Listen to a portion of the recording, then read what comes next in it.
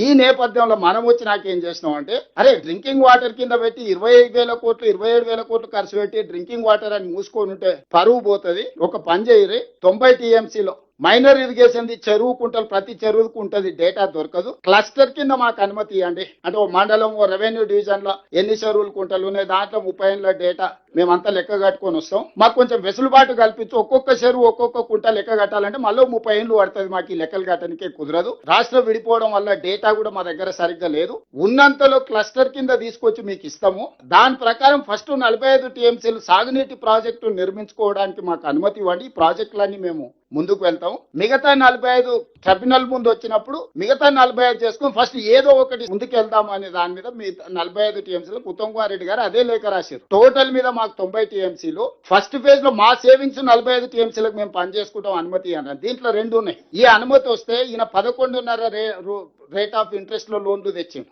First. రెండోది అనుమతులు ఉంటే కేంద్ర ప్రభుత్వాన్ని మనం గతంలో నేషనల్ ప్రాజెక్ట్ అనేది ఇప్పుడు అది ప్రపోర్షనేట్ మార్చి ప్రధానమంత్రి సించాయి యోజన ప్రాజెక్ట్స్ అని 60% కేంద్ర ప్రభుత్వం ఇస్తే 40% రాష్ట్ర ప్రభుత్వం నిధులు పెట్టుకునేటట్టు నేషనల్ ప్రాజెక్ట్ కింద అంటే గవర్నమెంట్ ఆఫ్ ఇండియా స్పాన్సర్ చేస్తుందని ఈ అనుమతులు వస్తే ఆ 60-40 రేషియోలో 60% కేంద్రం నుంచి నిధులు తెచ్చుకోవచ్చు అని చెప్పి దీన్ని అనుమతి ఇవ్వండి మాకు.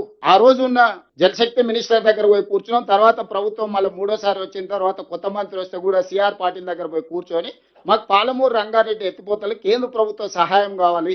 కేంద్ర ప్రభుత్వ సహాయం కావాలంటే వాళ్ళకి కొన్ని నామ్స్ ఉన్నాయి, కొన్ని అనుమతులు ఉండి, కొన్ని క్లియరెన్స్లు ఉండి, ఎన్విరాన్మెంట్ క్లియరెన్స్లు, వాటర్ నీటి కేటాయింపులు ఉంటేనే వాళ్ళ ప్రాజెక్టును టేకప్ చేస్తారు. వీటన్నిటిని దృష్టిలో పెట్టుకొని మా మైనర్ ఇరిగేషన్ లో మేము క్లస్టర్ కింద డేటా మీకు సబ్మిట్ చేస్తాము. దీన్ని అనుమతి ఇవ్వండి. దీన్ని ఇస్తే మాకు వెసులుబాటు దొరుకుతుంది. దీని మీద 84,000 కోట్ల మీద ఏదైతే ప్రాజెక్ట్ ఉందో దాంట్లో 60% కేంద్ర ప్రభుత్వం ఇస్తే ఒక 50,000 కోట్లు మనకు కేంద్రం నుంచి సహాయం అందుతుంది. మిగతాది మనం డబ్బులు యాడ్ చేసి ఇప్పటివరకు ఆల్రెడీ 27,000 కోట్లు మనం ఖర్చు పెట్టినాం కాబట్టి ఆ ఎక్స్పెండిచర్ తీసుకొచ్చి దీంట్లో చూపిస్తే ఫర్దర్ గా పాలమూరు రంగారెడ్డి పోతలు పూర్తి చేసుకోవడానికి కేంద్ర ప్రభుత్వం నుంచి సంపూర్ణంగా నిధులను సాధించాలన్న ఉద్దేశంతో ఒక ప్రణాళికబద్ధంగా కేంద్ర ప్రభుత్వం దగ్గరికి కంటిన్యూస్ గా ఆయన లెక్కలేస్తుంటాడు. ఢిల్లీ 50 సార్లు పోయిండు, 51 సార్లు పోయిండు అని అరాజ్ పాట వాడినట్టు ఇవన్నీ ఒక కొలికి పట్టుకొచ్చి వీటి అనుమతులు తీసుకొచ్చి దీనికి నిధులు సాధించాలి. ఒకవేళ ఇయ్యకపోయినా కేంద్ర ప్రభుత్వం ఇయ్యకపోయినా అనుమతులున్న ప్రాజెక్టుకు బ్యాంకులు